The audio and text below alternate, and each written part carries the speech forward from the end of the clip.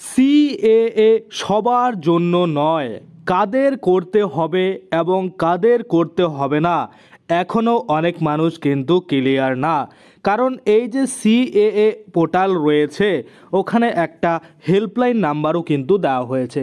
ওই হেল্পলাইন নাম্বারে আপনারা যখন ফোন করছেন এক একজন কিন্তু এক এক রকম উত্তর পাচ্ছেন। অর্থাৎ একবার আমি ফোন করেছি তো আমাদের বলা হচ্ছে 1971 থেকে 2014 সালের মধ্যে যারা এসেছে তাদেরই শুধুমাত্র আবেদন করতে হবে। আবার অন্য কেউ ফোন করেছে তো তখন আবার বলছে যে 2014 সালের আগে কোনো ইসে নেই, আগে যারা এসেছে তাদেরকে শুধু করতে হবে। অর্থাৎ 2014 সালের আগে যতজন ভারতবর্ষে এসেছে বাংলাদেশ, পাকিস্তান, আফগানিস্তান থেকে তাদের কিন্তু আবেদন করতে হবে। এক এক জায়গায় এক এক রকম কথা কিন্তু হচ্ছে। যারা হেল্পলাইনে ফোন করে ক্লিয়ার হতে চাচ্ছেন সেখান থেকেও কিন্তু ক্লিয়ার হচ্ছেন না, যার জন্য আজকের এই ভিডিও 1947 থেকে 1950, 1950 থেকে 1987 আর 1987 থেকে 2004 এবং 2004 থেকে 2014 এবং 2014 থেকে 2024। আশা করি সকলেই এই সালগুলোর মধ্যে পড়েছেন এবং আমি এই 1947-এর আগে যারা জন্মগ্রহণ করেছেন বা আগে যারা এসেছেন তারাও কি করবেন সমস্ত কিছুই কিন্তু আজকে এই ভিডিওর মাধ্যমে আলোচনা করে দেব। তো চলুন বেশি দেরি না করে ভিডিওটা শুরু করা যাক। ভিডিওটা শুরু করার প্রথমে আপনাদের যে কাজটা করতে হবে, এই যে দেখুন এখানে একটা লাইক বাটন রয়েছে, এখানে ক্লিক করে ভিডিওটাকে লাইক করতে হবে। আর সাথে দেখুন এখানে সাবস্ক্রাইব বাটন রয়েছে, এখানে ক্লিক করার পরে নোটিফিকেশন বেল আইকনটা আসবে, এখানে ক্লিক করে আপনারা অল নোটিফিকেশন বেল আইকন যেটা রয়েছে সেটাকে অন করে দেবেন। তাতে করে কি হবে, যখনই আমি কোনো নতুন ভিডিও আপলোড করবো সেটা নোটিফিকেশন আপনার কাছে পৌঁছে যাবে। আর যারা আগে থেকে সাবস্ক্রাইব করে রেখেছেন তাদেরকে অসংখ্য ধন্যবাদ। আপনাদের যত কোশ্চেন রয়েছে সেগুলোর সম্পূর্ণ উত্তর দেখতে আপনাদের এই ভিডিওটা সম্পূর্ণ কিন্তু দেখতে হবে। দেখুন এখানে পরিষ্কারভাবে বলা রয়েছে আবেদন খারিজ হলে ভবিষ্যৎ কি স্পষ্ট নয়। অর্থাৎ যারা সিএতে আবেদন করবে এবং তাদের আবেদন যদি খারিজ হয় তাহলে ভবিষ্যৎ কি সেটাও কিন্তু পরিষ্কারভাবে বলা নেই। পরিষ্কার আমরা দেখতে পাচ্ছি এখানে বলা রয়েছে যে নাগরিকত্ব সংশোধনীয় আইন অর্থাৎ সিএএ কি, কোথায় এবং কিভাবে তার মারফত কিন্তু নাগরিকত্বের যে শংসাপত্র পেতে আবেদন করতে হবে, এরকম বিভিন্ন বিষয় ইতিমধ্যেই কিন্তু খোলসা করার চেষ্টা করেছে কেন্দ্রীয় স্বরাষ্ট্র মন্ত্রক, কিন্তু তাতেও ধোঁয়াশা পুরোপুরি কাটছে না, এখনও স্পষ্ট নয় বহু প্রশ্নের উত্তর। অর্থাৎ এই যে আপনাদের মনে কোশ্চেনগুলো রয়েছে সেই কোশ্চেনগুলোর উত্তর কিন্তু এবার দিতে চলেছি এই পেপারে যেটা বেরিয়েছে তার ভিত্তিতে। দেখুন এখানে বলা হয়েছে প্রথমত মানুষের সবথেকে বেশি কোশ্চেন যে আমরা আবেদন করব কিনা, অর্থাৎ আমরা ভারতীয় কিনা। তো দেখুন এখানে বলছে ভারতের নাগরিক কারা, অর্থাৎ ভারতের নাগরিক কারা। দেখুন এখানে উত্তরে বলেছে এদেশের নাগরিকত্ব আইনের ব্যাখ্যা করে স্বরাষ্ট্র মন্ত্রক জানিয়েছে 1950 সালের 26শে জানুয়ারির আগে যাদের অবিভক্ত ভারতে জন্ম এবং স্বাধীনতার পরেও যারা ভারতবর্ষেই থেকে গিয়েছেন তারা সকলেই ভারতের নাগরিক। বুঝতে পারলেন? এবার দ্বিতীয়ত আমরা দেখব কি বলা হয়েছে। এখানে দেখুন দ্বিতীয়ত বলা হয়েছে যে 1950 সালের 26 জানুয়ারির আগে যাদের অবিভক্ত ভারতে জন্ম এবং ওই সময়ের মধ্যে যারা পাকাপাকিভাবে থাকার জন্য এদেশে চলে এসেছেন তারাও কিন্তু ভারতের নাগরিক। অর্থাৎ 1950 সালের 26শে জানুয়ারির আগে অবধি অবিভক্ত ভারতে যাদের কিন্তু জন্ম হয়েছে এবং ওই সময়ের মধ্যে যারা পাকাপাকিভাবে একদম ভারতে থাকার মনস্থ করে নিয়েছেন তারা কিন্তু ভারতীয় নাগরিক, এখানে তাই বলা হয়েছে। এবার আমরা যদি 3 নম্বরে দেখি, 3 নম্বরে বলা হয়েছে যে 1950 সালের 26শে জানুয়ারির থেকে 1987 সালের 1 জুলাইয়ের আগে যারা ভারতে জন্মেছেন তারা সকলেই ভারতের নাগরিক। অর্থাৎ 1950 সাল থেকে 1987 সাল অবধি যারা জন্মগ্রহণ করেছেন তারা কিন্তু সকলেই ভারতীয় নাগরিক, এখানে কিন্তু পরিষ্কার তাই বলা হয়েছে। এবার 4 নম্বরে যদি আমরা দেখি, 4 নম্বরে বলা হয়েছে যে 1987 সালের 1 জুলাই থেকে 2004 সালের ডিসেম্বরের 2 তারিখের মধ্যে এদেশে যাদের জন্ম তাদের বাবা মায়ের মধ্যে অন্তত একজন ভারতের নাগরিক হলেই তিনিও ভারতীয়। অর্থাৎ 1987 সালের 1 জুলাই থেকে 2004 সালের 2রা ডিসেম্বর অবধি এদেশে যাদের জন্ম হয়েছে তাদের বাবা মায়ের মধ্যে যদি একজন ভারতীয় হয় তাহলে কিন্তু সেই বাচ্চাও বা তারাও কিন্তু ভারতীয়। এবার 5 নম্বরে কি বলা হয়েছে, 2004 সালের ডিসেম্বরের 3 তারিখ কিংবা তারপরে যাদের এদেশে জন্ম তাদের বাবা মার দুজনেই কিন্তু ভারতীয় হলে তিনি এদেশের নাগরিক, কিন্তু বাবা মায়ের মধ্যে অন্তত একজন ভারতীয় নাগরিক না হলেই সন্তানের নাগরিকত্ব নিয়ে কিন্তু প্রশ্ন উঠবে। অর্থাৎ 2004 সালে যাদের জন্মগ্রহণ করেছেন তাদের বাবা মাকে অবশ্যই ভারতীয় হতে হবে। অর্থাৎ একজন ভারতীয় একজন বাংলাদেশি তাহলে কিন্তু হবে না, দুজনকেই ভারতীয় হতে হবে, তাহলেই কিন্তু তাকে নাগরিক বলে গণ্য করা হবে, নতুবা কিন্তু তার নাগরিকের জন্য আবার নাগরিকত্ব পাওয়ার জন্য আবেদন কিন্তু করতে হবে। এবার কথা হচ্ছে দ্বিতীয় প্রশ্ন, সিএএতে কাদের আবেদন করার প্রয়োজন নেই, অর্থাৎ কারা আবেদন করবেন না। উত্তরে বলেছে নাগরিকত্ব আইনের ব্যাখ্যায় যারা 1 থেকে 4-এর মধ্যে তাদের আবেদন করার প্রয়োজন নেই। অর্থাৎ এই যে প্রথম 4টে পয়েন্ট আমি আপনাদের বললাম, সেই 4টে পয়েন্টের মধ্যে যারা পড়েছেন তাদের আবেদন করার প্রয়োজন নেই। আশা করি এবার আপনারা ক্লিয়ার হয়েছেন কাদের আবেদন করতে হবে এবং কাদের আবেদন করতে হবে না।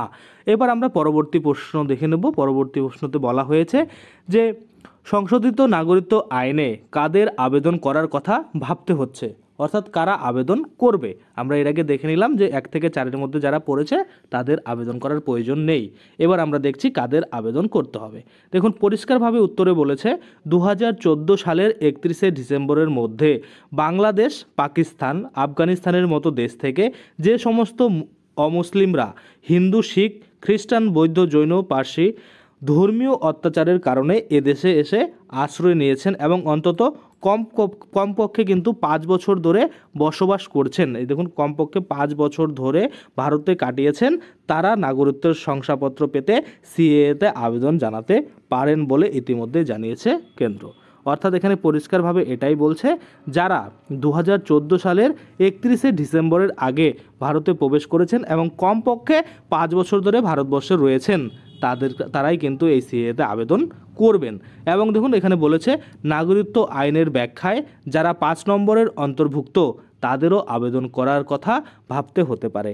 অর্থাৎ আমরা প্রথম 4টে পয়েন্ট দেখেছিলাম, সেখানে আবেদন যারা পড়েছেন তাদের আবেদন করতে হচ্ছে না, এবং 5 নম্বর পয়েন্ট যারা রয়েছে তাদেরও কিন্তু আবেদনের কথা ভাবতে হচ্ছে, এবং যারা 2014 সালের 31শে ডিসেম্বরের আগে ভারতে এসেছেন এবং কমপক্ষে 5 বছর ধরে ভারতে রয়েছেন তারাও কিন্তু এই সিএতে আবেদন করতে পারবেন।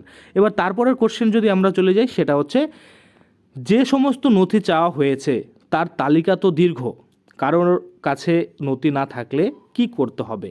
দেখুন এখানে বলা হয়েছে উত্তরে আবেদনকারীর কাছে যদি নাগরিকত্বের আবেদনের জন্য প্রমাণ্য নথি না থাকে তাহলে জেলা স্তরে থাকা যাচাই কমিটি বাড়তি নথি জমা দিতে বলতে পারেন, কিন্তু তারপরেও আবেদনকারী নথি দিতে না পারলে সেই আবেদন খারিজ হতে পারে।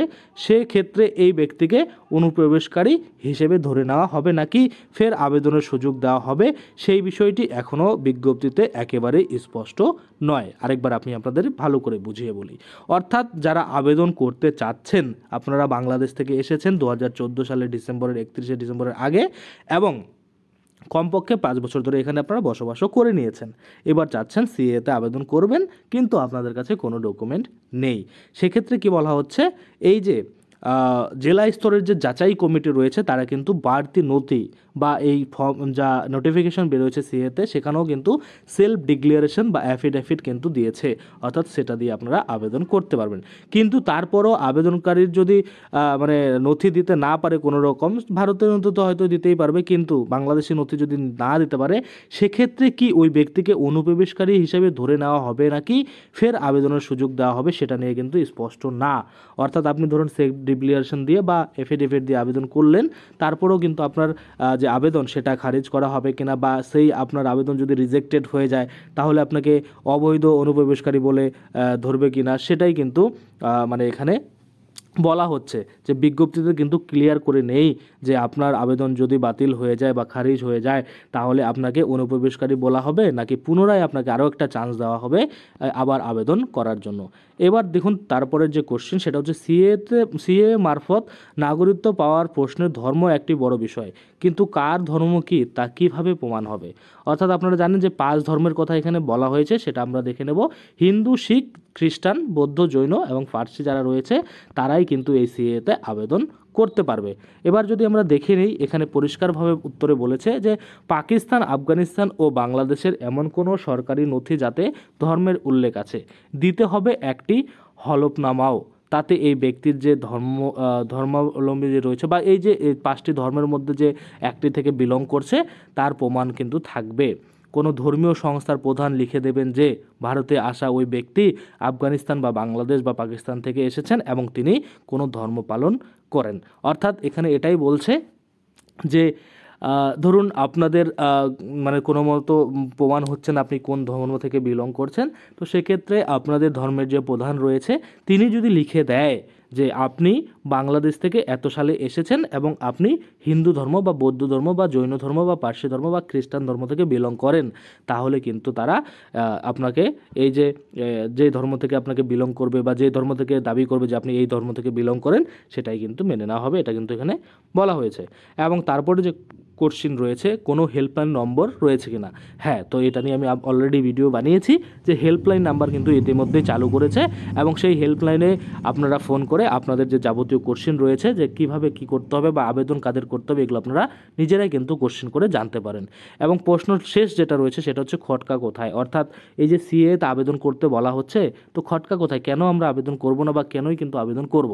যেমন উত্তরে বলা হয়েছে ধর্মীয় নিপীড়নের শিকার হয়ে যারা কার্যত এক কাপড়ে এদেশে আশ্রয় নিতে বাধ্য হয়েছে তাদের সকলের কাছে আগের দেশের নথি থাকবে কি করে।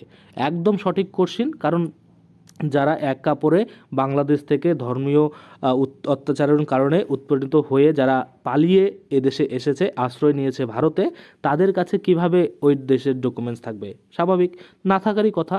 তাহলে যদি না থাকে তবে এখন কিভাবে জোগাড় করা সম্ভব? অবশ্যই সম্ভব না। সেক্ষেত্রে তার জন্যই কিন্তু ওই ডিক্লারেশন ফর্ম বা অ্যাফিডেভিট সেটা কিন্তু দিয়েছে।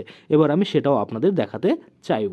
এই যে আপনারা দেখতে পাচ্ছেন অ্যানেক্সার 3 শিডিউল 1C, এখানে পরিষ্কারভাবে বলা রয়েছে যে সিটিজেনশিপ রুল 2009-এর এখানে আপনারা অ্যাফিডেভিট যেটা দেখতে পাচ্ছেন এখানে দেখুন এভাবে ফিল আপ করতে হবে। এর আগের ভিডিওতে আমি আপনাদের দেখিয়েছিলাম যে আর কি আবেদনটা করছে তার নাম, তার বাবার নাম, কোথা থেকে বিলং করছে সেই যে অ্যাড্রেস সেটা, এবং এখানে পরিষ্কারভাবে বলছে যে তিনি কোথা থেকে এসেছেন এবং কোন ধর্ম থেকে বিলং করছেন এবং তার যে ফুল অ্যাড্রেস রয়েছে সেটা দেখুন, right full address in that country.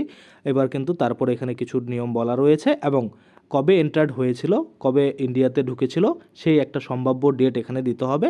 এবং পরবর্তীতে কিন্তু পেস্ট যেটা রয়েছে সেখানকার কাজ কিন্তু এই যে ভেরিফিকেশন যে করবে জেলা স্তরের যে আধিকারিক থাকবে, যে অফিসার থাকবে, তারা কিন্তু এখানে ভেরিফাই করবে, তাদের এই কাজ করতে হবে, আপনাদের কিন্তু কিছু করতে হবে না। তারা কিন্তু আপনাদের এই সার্টিফিকেট প্রদান করবে এবং এটা দিয়েই কিন্তু আপনারা আপনাদের যে মানে আবেদন সেটা কিন্তু সম্পূর্ণ করতে পারবেন। তো এখানে কিন্তু আরও বলেছে যে জুডিশিয়াল স্ট্যাম্প পেপার 10 রুপিস যেটা রয়েছে সেটাতে কিন্তু আপনাদের এই কাজগুলো করতে হবে।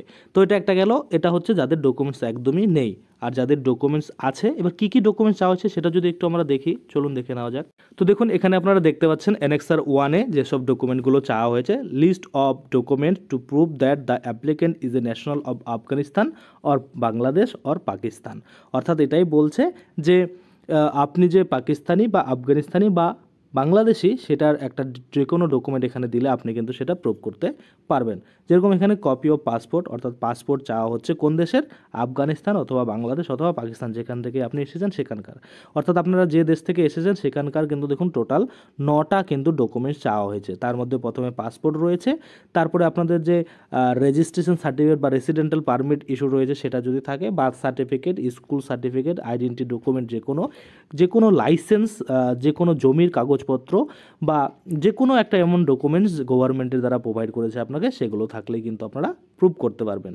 আর এখানে আরও একটা জিনিস বলা হয়েছে, যদি আপনাদের এই ডকুমেন্টসগুলোর ভ্যালিডিটি খতম বা শেষ হয়ে যায়, মেয়াদ শেষ হয়ে যায়, তারপরও কিন্তু এগুলো মানে অ্যাক্সেসেবল হবে, এখানে কিন্তু মানে কাজ হবে, সেটাই কিন্তু বলা হচ্ছে। আর দ্বিতীয় অ্যানেক্সার 2-তে যেটা বলা হয়েছে সেটা হচ্ছে ইন্ডিয়ার কী কী ডকুমেন্টস আপনাদের লাগবে। তো ইন্ডিয়ার দেখুন এখানেও তাই বলা হয়েছে, immigration system on arrival on India, এটা যদি থাকে, বা আপনাদের যদি রেজিস্ট্রেশন সার্টিফিকেট থাকে, বা আপনাদের যদি যে কোনো মানে সেন্সাস ওটার যদি ইসে থাকে, স্লিপ থাকে, গভর্নমেন্ট ইস্যুড লাইসেন্স যদি যে কোনো থাকে রেশন কার্ড, আধার লেটার, বার্থ সার্টিফিকেট, জমির কাগজপত্র, প্যান কার্ড, যে কোনো ধরনের সরকারি কাগজপত্র যদি আপনার থেকে থাকে, কোনো ইন্স্যুরেন্স পলিসির হতে পারে, বা আপনার ইলেকট্রিসিটি বিল হতে পারে, বা আপনার নামে কোনো কেস হয়েছিল এই কোর্টের যে কোনো চালান টালান হতে পারে, যাই হোক যেটাই থাকবে সেটা দিয়ে কিন্তু এখানে আপনারা আবেদন করে নিতে পারবেন। তো এতগুলো ডকুমেন্টস চাওয়া হয়েছে, যেমন দেখুন লাস্টে যদি আমরা দেখি ম্যারেজ সার্টিফিকেটও কিন্তু আপনি ইউজ করতে পারেন। তো এত ডকুমেন্টস চাওয়া হয়েছে, অর্থাৎ 20টা ডকুমেন্টস ইন্ডিয়ান এবং 9টা ডকুমেন্টস হচ্ছে যে দেশ থেকে এসেছেন সেখানকার, যে কোনো একটা করে আপনাকে 2টা দেখাতে হচ্ছে। এবার অনেকেই তাও দেখাতে পারবে না, সেজন্য কিন্তু ওই অ্যাফিডেভিট বা আপনাদের যে সেলফ ডিক্লারেশন রয়েছে সেটার ব্যবস্থা করেছে। এবার আপনি এখানে আবেদন করবেন কি না, আপনাদের আবেদন করে সিএতে নাগরিকত্ব পাবেন কি না, টোটালি কিন্তু যে ভারত সরকার রয়েছে, তাদের যে আধিকারিক রয়েছে, তাদের যে অফিসার রয়েছে, তারাই কিন্তু মানে এগুলোর বিবেচনা করবে বা ভেরিফাই করবে। তো সেক্ষেত্রে আপনি আবেদন করবেন কি না টোটালি আপনার দায়িত্বে করবেন, কারণ আমার চ্যানেলের ভিডিও দেখে আপনি আবেদন করে নিজেকে বাংলাদেশি ঘোষণা করবেন বা অন্য কিছু ঘোষণা করবেন, সেটা আমি চাই না।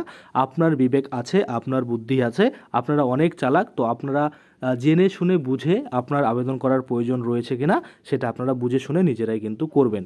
আমাদের কাজ শুধু আপনাদের একটু ইনফরমেশন দিয়ে দেওয়া যে কিভাবে কি করতে হবে, কাদের আবেদন করতে হবে, কাদের আবেদন করতে হবে না, আবেদন করলে কিভাবে করতে হবে, সমস্ত কিছুই কিন্তু আমাদের চ্যানেলে ভিডিও আপলোড রয়েছে। আপনারা চাইলে সেই ভিডিওগুলো দেখে এই যে আবেদন আপনাদের সেটা সম্পূর্ণ করতে পারেন, বা আপনি যদি আবেদন না করতে চান তাহলে কিন্তু স্কিপও করতে পারেন, ইগনোর করতে পারেন, কোনো প্রবলেম কিন্তু নেই। তো আশা করি আপনারা বুঝতে পারছেন। আজকের জন্য ভিডিওটা এখানেই শেষ করব। যদি ভিডিওটা ভালো লাগে অবশ্যই একটা লাইক করে দেবেন। যদি আমার চ্যানেলে প্রথমবার ভিজিট করে থাকেন, নিচে একটা রেড কালার সাবস্ক্রাইব বাটন দেখবেন, ওখানে ক্লিক করে সাবস্ক্রাইব করতে পারেন। আর সাথে যে বেল আইকনটা রয়েছে ওখানে ক্লিক করে বেল আইকনটাকে এনেবল করে দেবেন। তাতে করে কী হবে, যখনই আমি এই ধরনের কোনো ভিডিও বানাবো সেটার যে নোটিফিকেশন সেটা কিন্তু আপনার কাছে পৌঁছে যাবে। ধন্যবাদ।